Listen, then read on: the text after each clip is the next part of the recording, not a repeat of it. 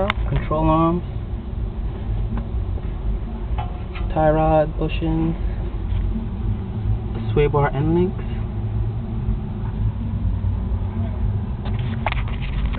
The only thing is this side is covered with some sort of oil. I don't know what that is. It's not oil, but it's like thick grime or dirt. I don't know where that came from.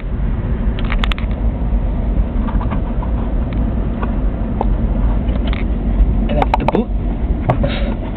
Nothing's torn. It doesn't look ripped.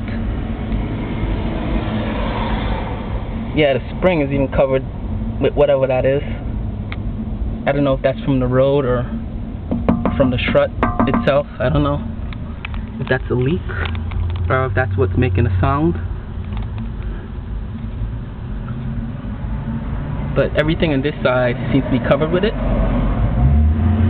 It's like, it's pretty thick too. So I don't know where that's from. It's on the springs. You can see that. It doesn't look like it's leaking from anything, from what I could see.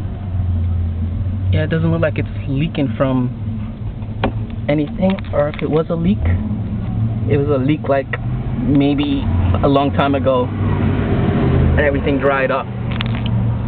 But I'm wondering if that's what the source of the sound is. My tie rods seem to be good. I had that inspected professionally, everything checked out.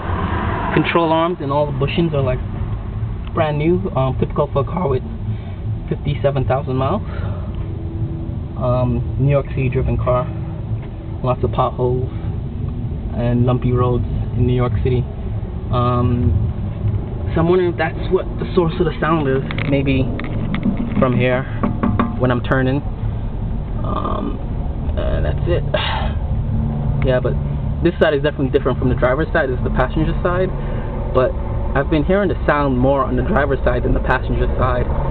So that's why I checked. I mean, the driver's side. That's why I checked the driver's side before coming over here.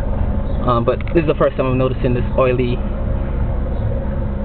It's not really oily. It's just like dried, almost like cheesecake, like that cheesecake crumbs. It's almost like that. It's like thick and crummy.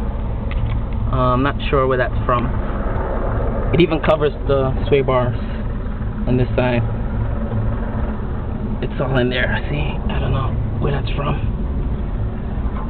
The whole thing is covered with it. On this side. See? Clean that out a bit. So that's it.